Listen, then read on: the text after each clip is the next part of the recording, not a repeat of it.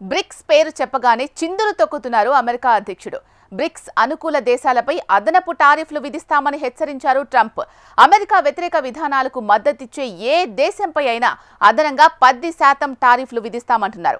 Trump ప్రకటనపై ఆగ్రహించిన Brazil అధ్యక్షుడు Lula de Silva ఈ ప్రపంచానికి చక్రవర్తుల అవసరం లేదని గట్టి కౌంటర్ ఇచ్చారు. ప్రపంచాన్ని బెదిరించాలి అనుకోవడం బాధ్యతారాహిత్యం అన్నారు. అయితే చైనా మాత్రం ట్రంప్ చేసిన వ్యాఖ్యలపై ఆచితూచి స్పందించింది.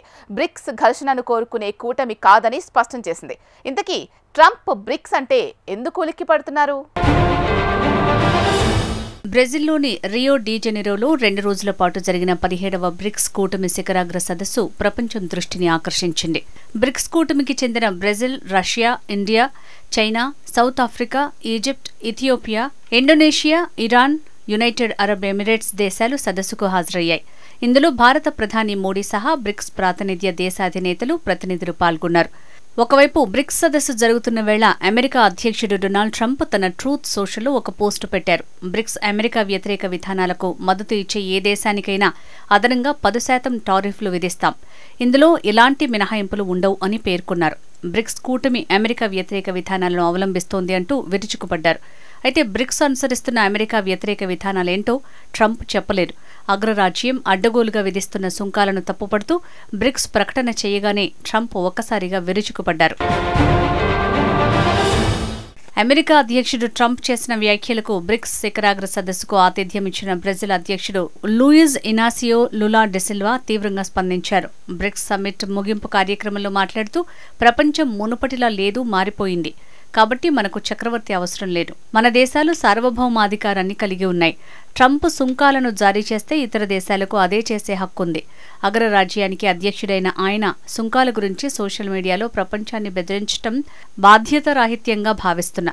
ఇలాంటి అంశాలపై ఇతర దేశాలతో మాట్లాడేందుకు చాలా వేదికలున్నాయి అని పేర్కొన్నారు.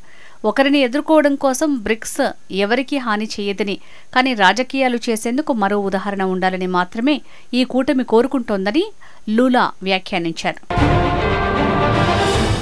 అయితే బ్రిక్స్ కూటమిలోని మరో ప్రధాన దేశం చైనా మాత్రం ట్రంప్ హెచ్చరికపై ఆచితూచి స్పందించింది.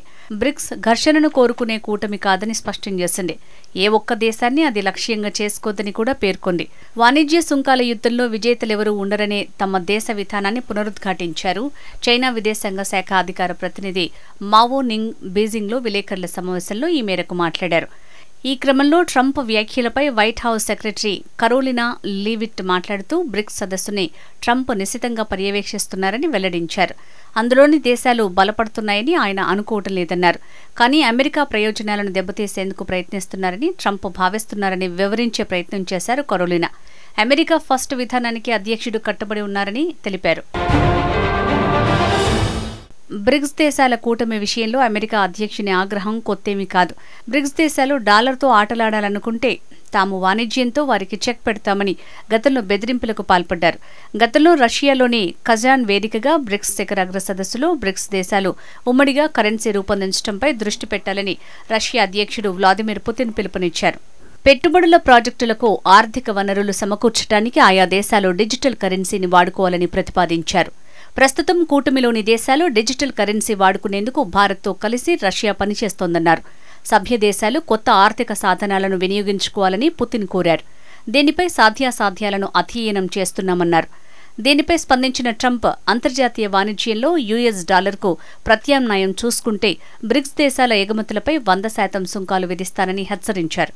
యుఎస్ డాలర్ను పక్కనబెడితే ప్రపంచ దేశాలు తీవ్ర ఆర్థిక పరిణామాలను ఎదుర్కోవాల్సి ఉంటుందని హెచ్చరించారు. బ్రెజిల్లోని రియో డి జెనెరోలో జరిగిన బ్రిక్స్ సదస్సు ఉగ్రవాదంపై పోరాటం, దక్షిణార్ధగోళ దేశాల ఆకాంక్షలే ఎజెండాగా సాగింది. బ్రిక్స్ అంతర్జాతీయ సమీకరణాల్లో కీలక మలుపుగా మారింది. వర్ధమాన రాజ్యాలకు నాయకత్వం వహించే సత్తా తమకుందని బ్రిక్స్ దేశాలు భావిస్తున్నాయి. బ్రెజిల్, రష్యా, ఇండియా, చైనా, దక్షిణాఫ్రికాలతో ప్రారంభమైన బ్రిక్స్లో తర్వాత Iran, United Arab Emirates, Egypt, Ethiopia చేరాయి.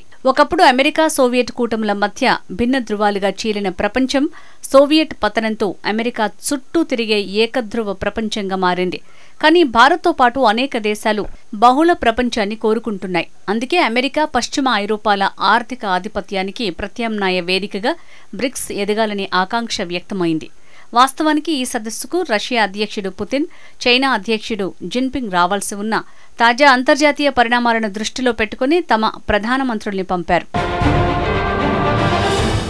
అంతర్జాతీయ ఆర్థిక వ్యవస్థలో ప్రధాన వాటాదారులుగా ఉన్న పలు దేశాలకు నిర్ణయాలు తీసుకునే అధికారం మాత్రం లేకపోవటాన్ని భారత ప్రధాని మోడీ బ్రిక్స్ వేదికగా ప్రశ్నించారు. అభివృద్ధి, వనరుల పంపిణీ, భద్రత సహా అన్నింటా ద్వంద్వ ప్రమాణాలకు గ్లోబల్ సౌత్ దేశాలు బాధితులుగా మారాయని పేర్కొన్నారు.